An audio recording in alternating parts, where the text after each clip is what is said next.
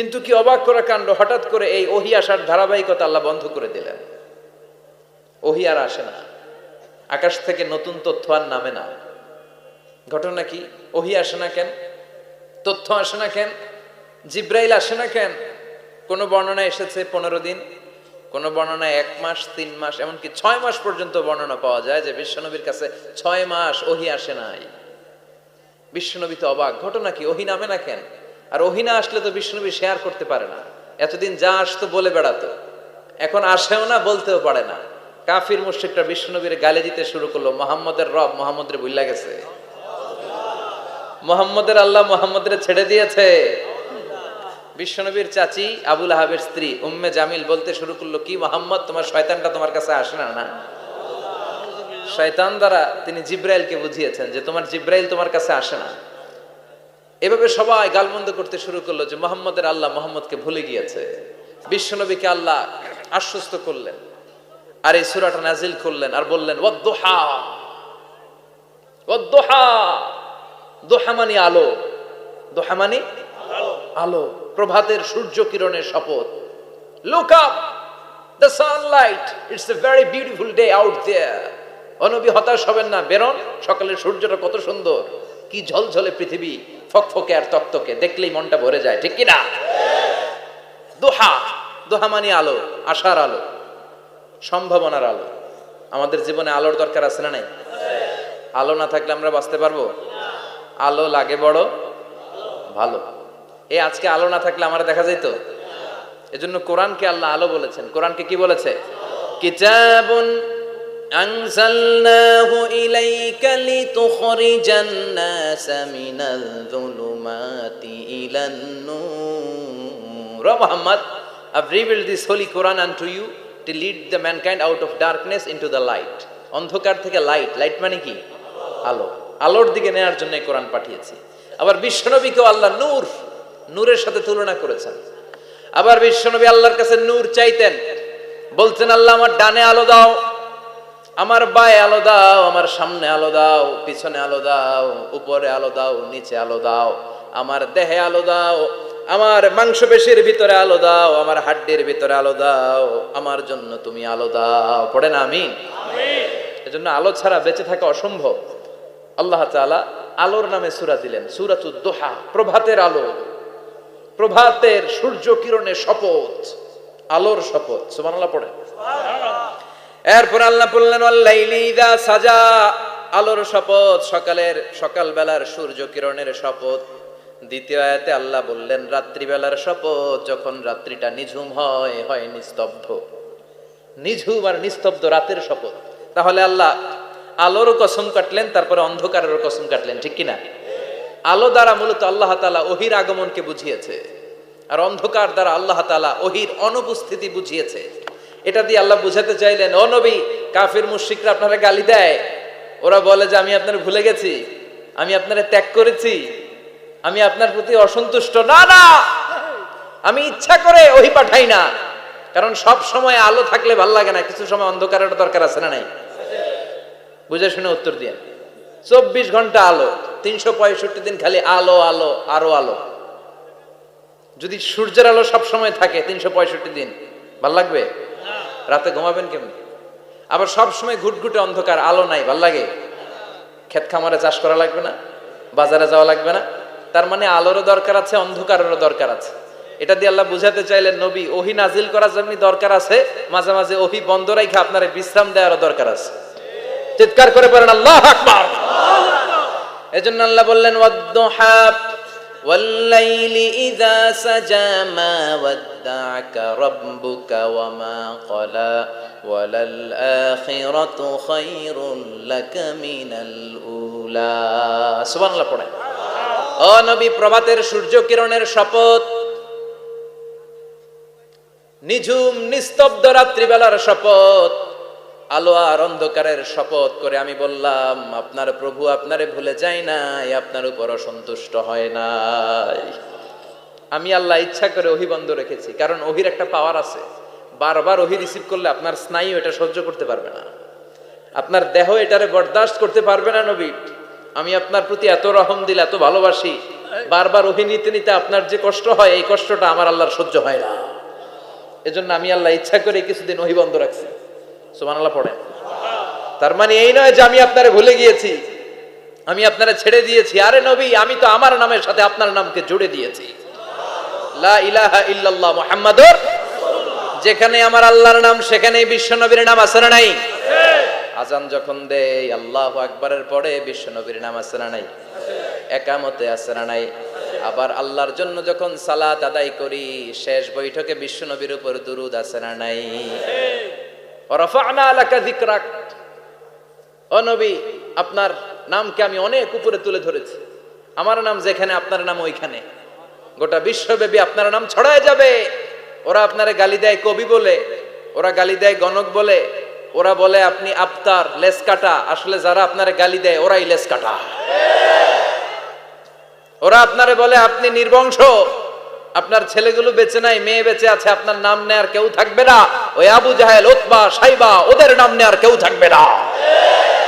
আপনি লেস কাটা নন, আপনি নির্বংশ নন। ইন্না শানিয়াকা, চিল্লায় বলেন ইন্না শানিয়াকা।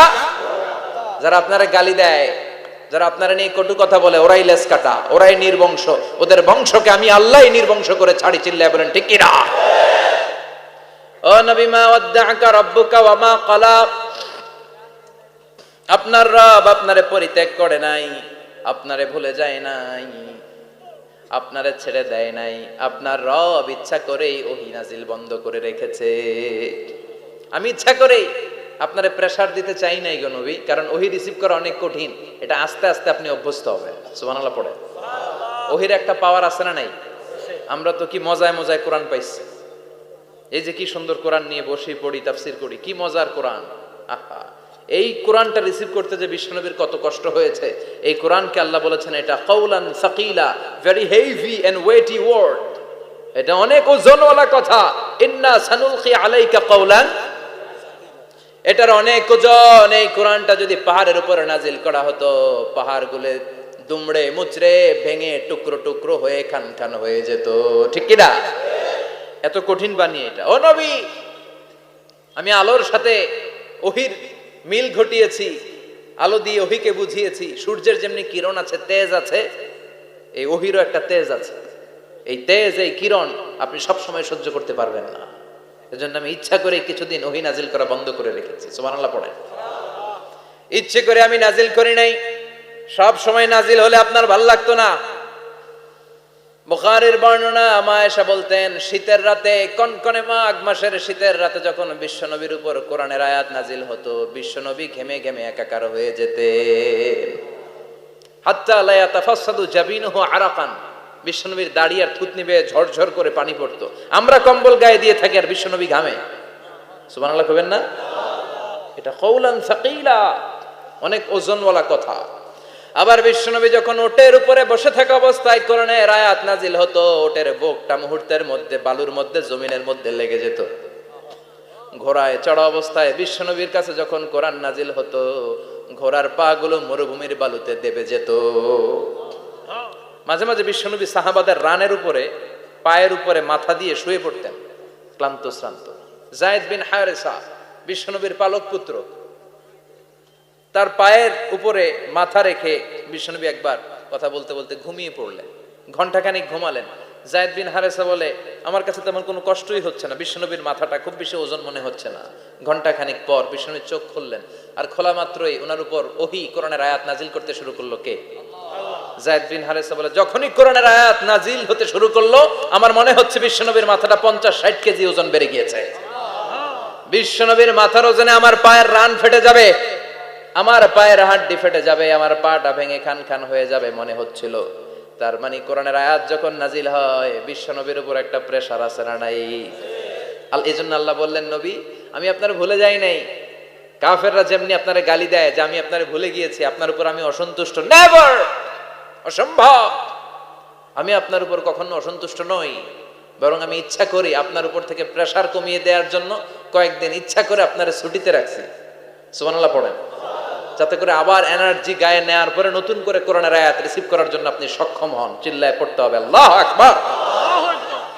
এজন্য আল্লাহ বললেন, ওয়াদ-দুহা, والليل إذا سجى ما ودعك ربك وما قلى وللآخرة خير لك من الأولى এরপর আল্লাহ বললেন নবী وللآخرة خير لك من الأولى and verily indeed the hereafter is far better for you than this dunya এই দুনিয়ার চেয়ে আপনার জন্য আখিরাতটা অনেক দামি খায়রুল লাকা মিনাল উলা এই দুনিয়ার চেয়ে আখিরাতটা অনেক শ্রেষ্ঠ এতে আল্লাহ বললেন দুনিয়ার চেয়ে আখিরাত শ্রেষ্ঠ আর এক আয়াতে আল্লাহ বললেন দুনিয়ার চেয়ে আখিরাত হলো স্থায়ী ঠিক কি না বাল তুফিরুনাল হায়াতাদ দুনিয়া ওয়াল আখিরাতু খায়রুন ওয়া আবাকা তোমরা দুনিয়ার জীবন নিয়ে পাগল পাড়া হয়ে থাকো আল্লাহ বললেন দুনিয়ার জীবনের চাইতে আখিরাতের জীবন শ্রেষ্ঠ এবং স্থায়ী ঠিক কি না কার কথা দুনিয়া স্থায়ী না আখিরাত স্থায়ী দুনিয়া শ্রেষ্ঠ না আখিরাত শ্রেষ্ঠ কিন্তু আমরা কোনটার পিছনে দৌড়াই খালি দুনিয়া দুনিয়া দুনিয়া কে মজা ले लो दुनिया तुम्हारी है কিন্তু জান্নাত কে মজা ले लो জান্নাত तुम्हारी है ওইটা কয় না আছে না নাই দুনিয়ার পেছনে পাগল হয়ে আমরা পড়ে থাকি এই দুনিয়ার জীবনটা একটা মায়াজাল এটা একটা মরিচিকা এই মরিচিকা এই ধোঁকা এই লালসা আর এই মায়াজালের পেছনে আমরা ছুটছি ছুটতে ছুটতে হুট করে একবার কবরের ভিতরে ঢুকতে হবে কথা বলেন তখন আমাদের টনক নড়বে এজন্য দুনিয়া মুমিনদের জন্য শ্রেষ্ঠ আর স্থায়ী জায়গা নয় মুমিনের আসল জায়গা হচ্ছে আখিরাত মুমিনের শান্তি আর কল্যাণের জায়গা হচ্ছে আখিরাত জান্নাত হচ্ছে মুমিনের শেষ ঠিকানা চিৎকার করে বলেন ঠিক কি না সেটাই বিশ্বনবীরে বললেন নবী কাফির মুশরিকদের কথা আপনি কান দিবেন না ওদের কথায় হতাশ হবেন না নিরাশ হবেন না